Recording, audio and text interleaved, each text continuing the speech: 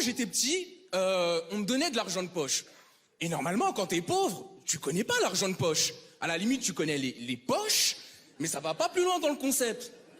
Et une fois, j'étais tranquille chez moi, j'étais petit, tu vois, et il y a mon père qui vient me voir, il me fait excuse-moi, Jérémy, est-ce que je pourrais te parler quelques secondes? Moi, je lui dis oui, j'ai quelques secondes à t'accorder.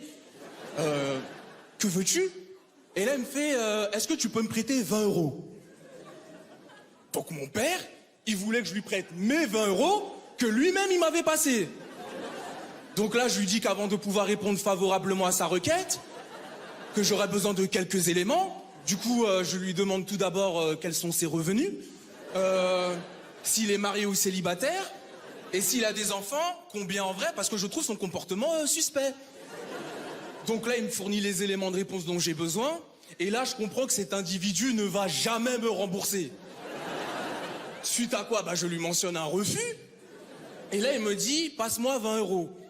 Et là, je comprends dans le changement de sa voix qu'on n'est plus dans une demande de prêt, mais dans un braquage. Et là, il commence à amorcer un mouvement du revers de la main. Là, je vois carrément, on est dans un braquage à main nue. Le type a clairement confiance en lui. Là, je rétorque avec une flexion-extension qui veut dire « Oui, j'ai peur, mais je suis pas une salope ». Mais bon, le regard est menaçant, le type a l'air dangereux, je finis par lui donner mon billet de 20 euros. Et là, il prend mon billet et il part avec. Et c'est pas pendant qu'il part avec, il vérifie si c'est un vrai. En plus, quand il me donne de l'argent, il est même pas sûr.